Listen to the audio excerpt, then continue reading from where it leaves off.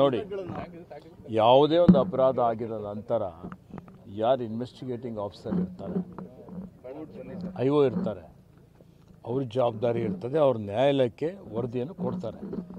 ಕೇಳಿ, ಈಗಾಗಲೇ ತನಿಖೆ ಮಾಡ್ತಾ ಇದ್ದಾರೆ ಅಂತ ನಿಮಗೂ ಗೊತ್ತಿದೆ. ನಿನ್ನೆ FIR ಆಗಿದೆ, ಈಗ ತನಿಖೆ ಮಾಡ್ತಾರೆ. ತನಿಖೆ ಮಾಡಿ ನೋಡಿ, ಅದು ವಿಷಯ ನಮಗೇನು ಮಾಹಿತಿ ಇಲ್ಲ. ಮಾಹಿತಿ ಬಂದ ಮೇಲೆ ನಾನು ಮಾಧ್ಯಮದವರಿಗೆ ತಿಳಿಸ್ಲಿಕ್ಕೆ ವ್ಯವಸ್ಥೆ ಮಾಡ್ತೇನೆ. ನೋಡಿ, ಯಾವಿಲ್ಲ, ಕೇಳಿ ಕೇಳಿ, ನೋಡಿ ಕೇಳಿ, ಯಾರಿಗೂ ರಕ್ಷಣೆ ಮಾಡುವಂತ ಪ್ರಶ್ನೆ ಇಲ್ಲ. ಕೇಳ್ರಿ ಪೂರ್ತಿ. ನೀವು ಸುಮ್ಮನೆ ಮಾತಾಡೋದು ನೀವು ನೋಡಿ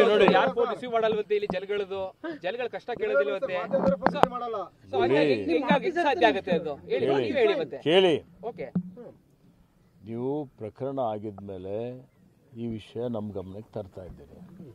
ಪ್ರಕರಣ ಆಗೋಕ್ಕಿಂತ ಮುಂಚಿತವಾಗಿ ಹೇಳ್ರಿ ಪೂರ್ತಿ. ನಾನು ಕೇಳಿಲ್ವಾ ನಿಮ್ದು? ಕೇಳ್ರಿ, ನೀವು ಮಾಡ್ತಾ ಇದ್ದೀರಲ್ಲ. ಆಯ್ತು, ನೋಡಿ ಮಿಸ್ಟರ್, ನೀವು ಅರ್ಥ ಮಾಡ್ಕೊಳ್ಳಿ. ನೀವು ಆಯ್ತು, ಏನು ಹೇಳ್ತೀರಿ? ಆಯ್ತಪ್ಪ. ಈಗ ಕೇಳಿ, ನೀವು ಆ ರೀತಿಯಲ್ಲಿ ನಿಮ್ ಧೋರಣೆ ಬದಲಾವಣೆ ಮಾಡ್ಕೊಳ್ಳೋದು ನಾವು ಬಹಳ ಪ್ರೀತಿಯಿಂದ ನೋಡಿ, ಬಹಳ ಪ್ರೀತಿಯಿಂದ ನಿಮ್ಗೆ ಬಹಳ ಗೌರವದಿಂದ ಮಾಧ್ಯಮದವರಿಗೆ ಜನರಿಗೆ ಮುಟ್ಟಿಸ್ಬೇಕು ಅಂತ ಹೇಳಿ ಪ್ರಾಮಾಣಿಕತೆಯಿಂದ ನಾವು ನಿಮ್ಗೆ ಮಾಹಿತಿ ಕೊಡ್ತಾ ಇದ್ದೀವಿ. ಪ್ರಾಮಾಣಿಕವಾಗಿ ಪ್ರಶ್ನೆ ಕೇಳ್ತಾ ಇದ್ದೀವಿ. ಅರ್ಥ ಆಯ್ತು. ನೀವೇನು ಪ್ರಶ್ನೆ ಕೇಳಿದ್ರಿ ಎಲ್ಲದಕ್ಕೆ ಉತ್ತರ ಕೊಟ್ಟಿದ್ದೇನೆ.